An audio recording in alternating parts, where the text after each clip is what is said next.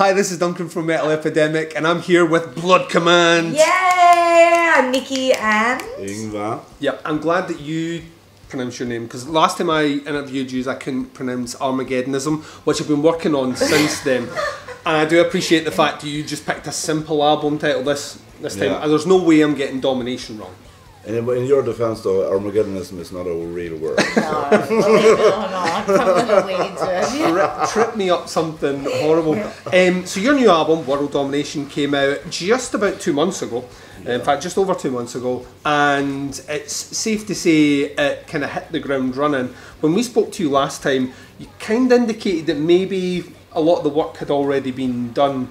Can you tell us a little bit about how that album kind of came together?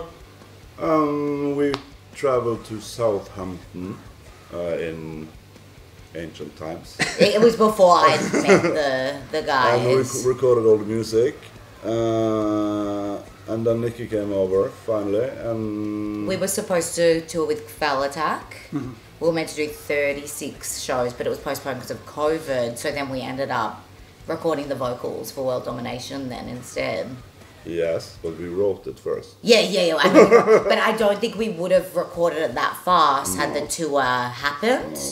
So it was kind of like a blessing in disguise, you know. Is that the first one you recorded in person with essentially in country? Because I remember last time you said you recorded it over was it Skype? Yeah, it was the first time, But please, let's not talk. I'm so sick of talking about that. Yeah, we That's not a big thing. yeah, but it was Internet is cool and all, but it's not a big thing. But we did like it was really fun though, being able to write it together, you know, Yeah. and then record it together and just like party when we That were was cool. writing, and it was the best experience. Yeah. So we spoke a little bit before we started recording, but it's worth kind of going back over.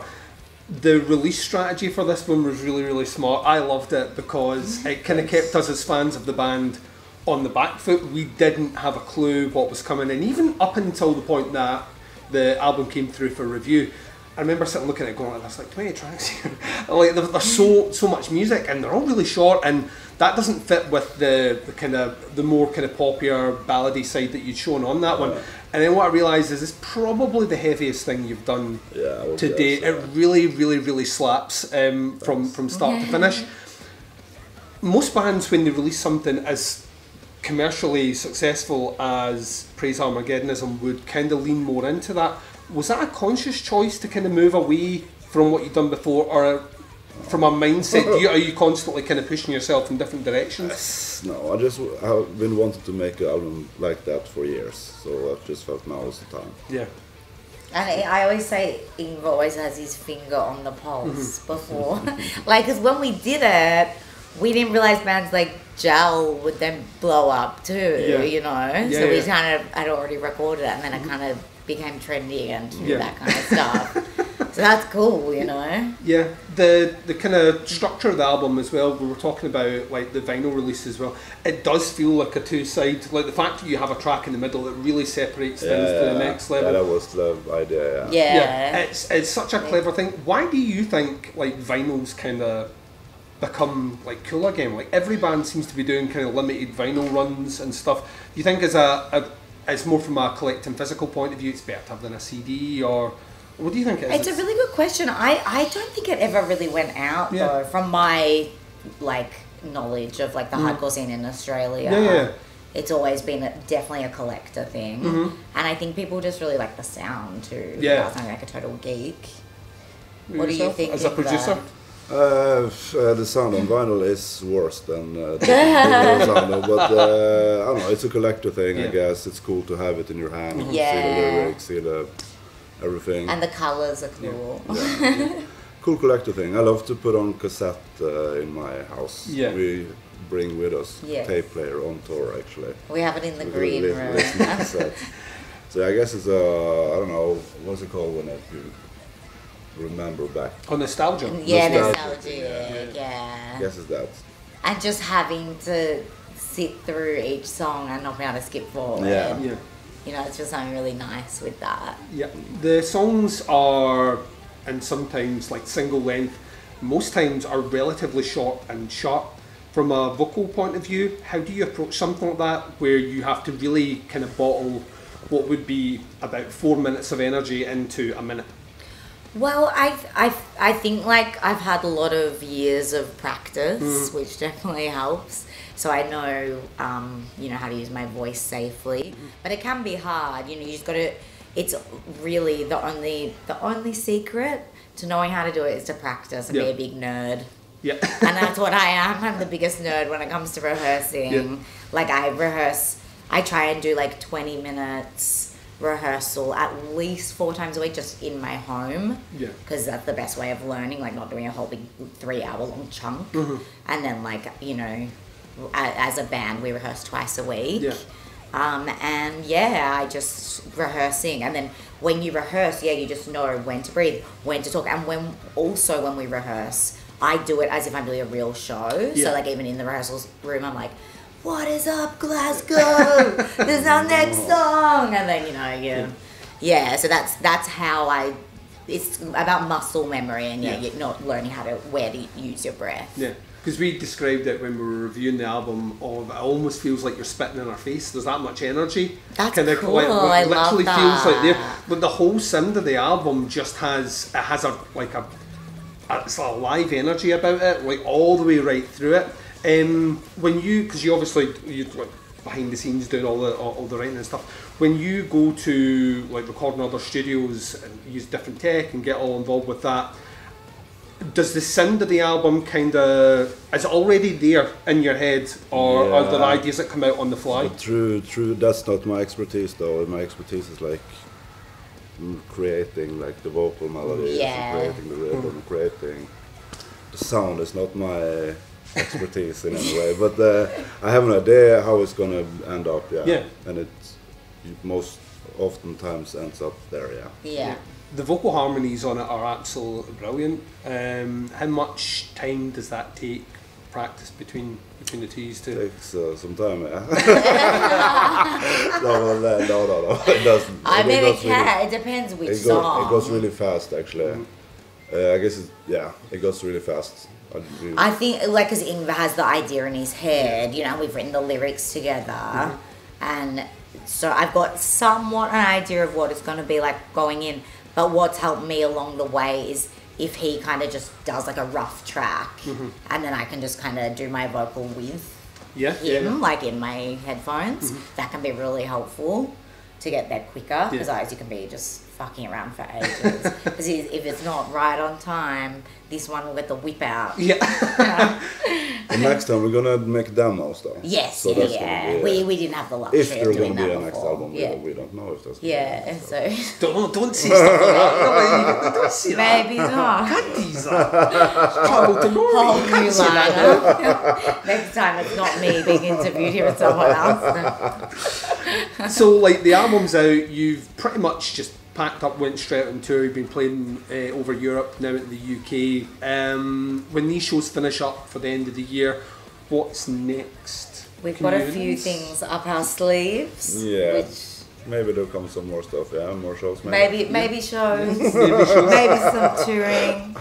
You know, maybe an Adidas sponsorship. That's not happening. I'm just putting it out to the universe. Korn literally got their Puma sponsorship this year. The Adidas. Yeah, Adidas this year. That was a Freudian slip. Yeah. It's Adidas. It's because they were sponsored by Puma. They weren't sponsored by... It was Puma, Yeah, originally. That's why I jumped back 20 years but ago. Yeah, Adidas, so they finally got theirs. It only took them like... You know the Puma guy and the Adidas guy are brothers, yeah? What? I did not know that. No, they're not. Okay. They are. There's some crazy Christmas parties at home, man. Yeah. Oh my god, I did not know that. You think they give each other their brands? Like Christmas. New Puma shoes. What does Puma stand for then? If Adidas stands for All Day Dream About Sex. Adidas is Adidasler. It's not All Day Dream About Sex. That's Korn. It's Adidasler, and I don't know what his brother is called. Puma Dassler, maybe. I don't know. Puma Dassler. I did not know that. Yeah. I didn't either, and I'm pretending to be a fan. You know, ladies and gents. Maybe it's Umbro, I don't know, but some other brand. That's not Adidas. Yeah. It's a big brand. Yeah. I don't know. Like, we noted that you brought the true spirit of Norway on this album with a little bit of black metal riffing, which came in. Have you been wanting to do that for a while? Because it seems like a lot of bands nowadays are kind of using black metal elements without being out and out black metal. Go for it. Too many bands use that the blast beat shit. Yeah. And it's always fucking shit. Sorry, and I wanted to do it the right, cool way. It's so cool. Yeah. And especially with like the brass instruments. Too many bands do that, and it's not cool. Yeah, I don't think it's a really like new way of thinking either. No. Like it's kind of a bit outdated, which is kind of what makes Plague on Both Your Houses cool, because it's kind of like doing it in a really good way. It's kind of a little bit of a and then we have the nod to Immortal too in our music video, of course. Super cool. On shooting that video as well, how long does a process like that take? Not long. That was a really 2 hours. That was about 2 hours. But I cannot tell you, like when I say, I reckon I had 100 mosquito bites on my body after. It was like, because we were up Florian, like one of the main mountains in Bergen, and it was like, it was summer, wasn't it? Yeah. Summerish. I mean, summer in Norway is summerish. And oh my God, that was just the hardest part of it. Like we just had red spots all over our legs after it. So and because the light was going down so fast, we had to do it quickly. Yeah. But it was really fun. Oh, it was cool. Super cool. It was just the days after wasn't that fun. No, the days after were horrible. Yeah. Because like you guys have went for, it's like a really cool kind of minimalist approach on all the music videos for this one thus far, which like I think like totally works in kind of contrast to the energy of the sound. How many do you have to record kind of close together when it comes to thinking about how you release your singles? Like, do you do, in terms of your music videos, is there gaps between those, or do you do there 2 or 3 about the same one? There was a time there when I said, I never want to do another music video again. I think it was one every 3 weeks or more. We released a single every 5 weeks. That's right, yeah. And so we were doing a video, I think every 4 weeks or something. It was, by the last one, I was like, I fucking hate this. And I love being in front of the camera, believe it or not. But now I really want to do them again. So bring it on. You get it through your system and you come back. You'll have to write a new album from that one. Yeah, so. but who knows what we have. You can't like this to me. The cover songs as well that you released as a kind of intro into that.